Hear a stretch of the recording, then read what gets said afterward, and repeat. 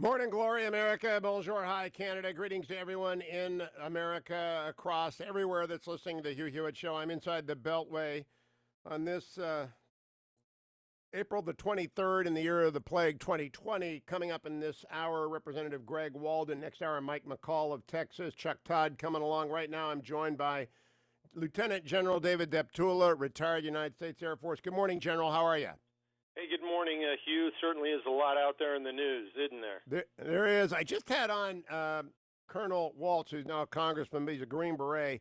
He made the comment that I want to ask you about. He said, "There's no way we should be closing Bagram. It is the closest air base we have to China's western shoulder." I have never thought of it in those terms. What do you think of that? Well, as you said that, I'm kind of chuckling because we had a base called Manas up in Kyrgyzstan about 20 years ago, and I used that exact line that why should we close this base when it's an outpost on the west coast of China? And people weren't thinking in that context. So I applaud the congressman for highlighting that issue, and he's exactly spot on.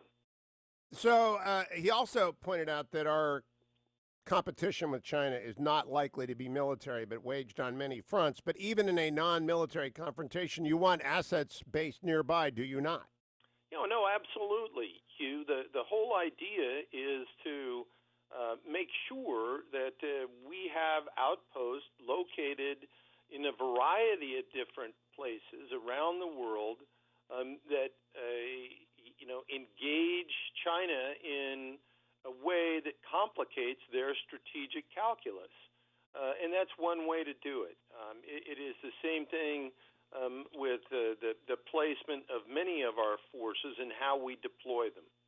All right, now I want to play for you, General Deptula. President Trump last night gets a question about what's been going on for a few weeks now. I've been following it because I follow Navy news.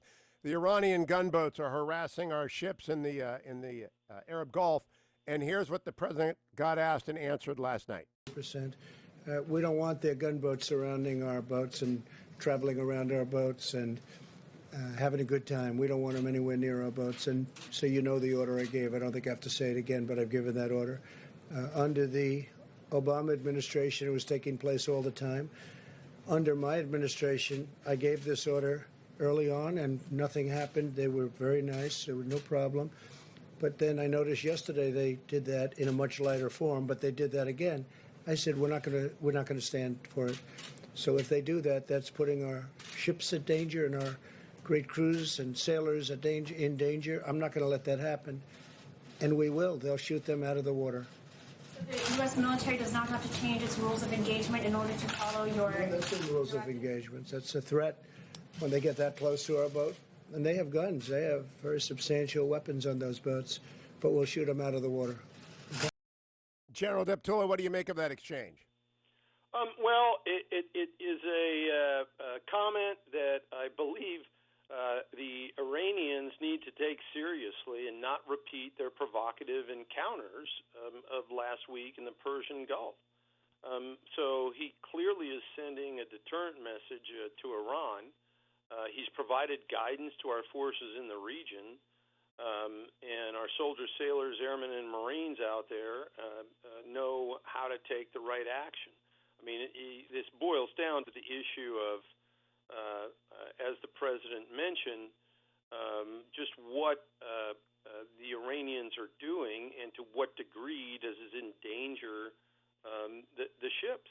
And so ultimately, the use of deadly force against an Iranian ship is going to be made by individual Navy commanders depending upon the level of threat to their ships and sailors. But the president made it very clear in his guidance that hostile, aggressive, and unsafe behavior is simply not going to be tolerated on the part of the Iranians.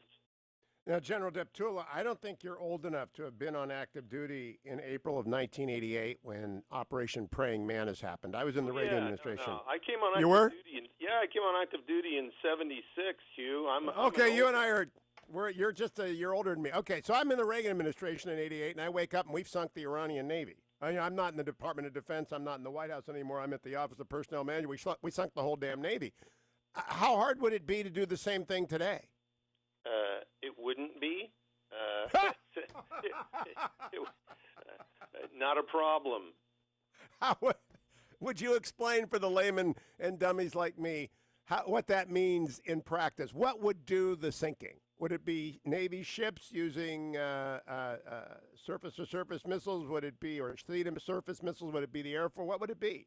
Well, Where would they come from? It would be a combination of forces, Hugh. And look, it's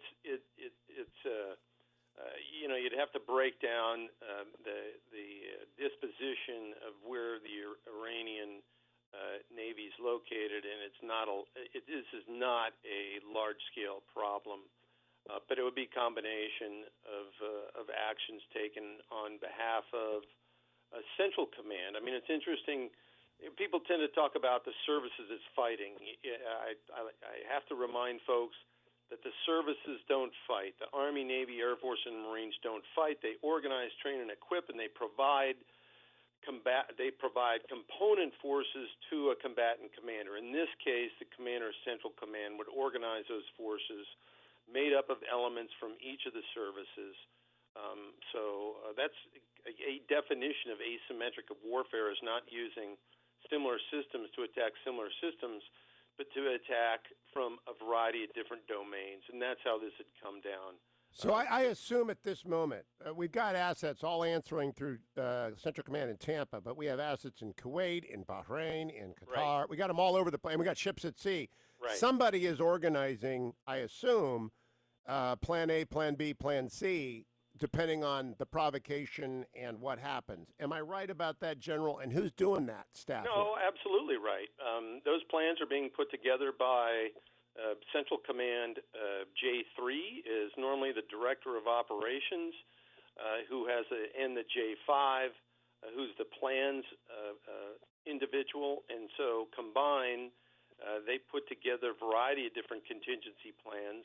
And how close one gets to execution, one would stand up a joint task force commander who would have these different service components underneath his or her direct command to actually do the execution.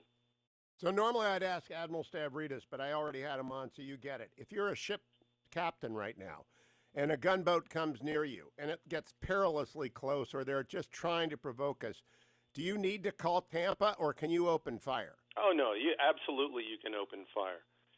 Look, our standing rules of engagement are based on the international principle that one has the ultimate right to defend themselves. So you said a key word in your description of this hypothetical, and that is if the individuals in the ship captain views themselves in peril as a result of the potential action, those folks conducting that hostile action are toast. Okay, that's a technical term, toast, right. And I'm glad you used it. Tell me about the capacity of the F-22, with which you're very familiar, to go anywhere, or the F-35, to go anywhere it wants in Iran, regardless of what their air defense capacity is. Can they hit any target? And I'm thinking of the oil refineries, because that's a regime on the edge, if they want to play this game. Well, once again, that's one of the advantages of low observability. It makes it extraordinarily difficult for a country like Iran to know that those aircraft are there. And a matter of fact, there have been many instances where F-22s have been flying in close proximity to Iranian aircraft. They don't even know that they're there. Now, listen, these airplanes are not invisible. However, their low observability allows them to essentially penetrate anywhere in Iranian airspace without Iranians knowing that they're there. So either of those aircraft would be a key element in any kind of hostile action that might be necessary against Iran.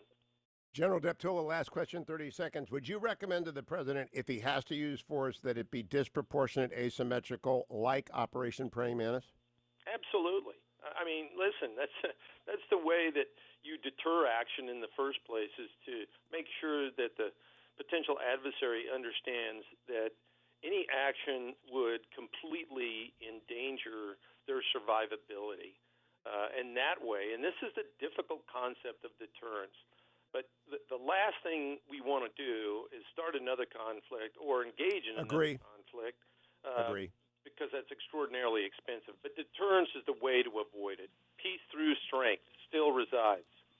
General Deptula, thank you for joining us. Follow him on Twitter. He's the Dean of the Mitchell Institute for Aerospace Studies. You can follow him on Twitter at Deptula_David.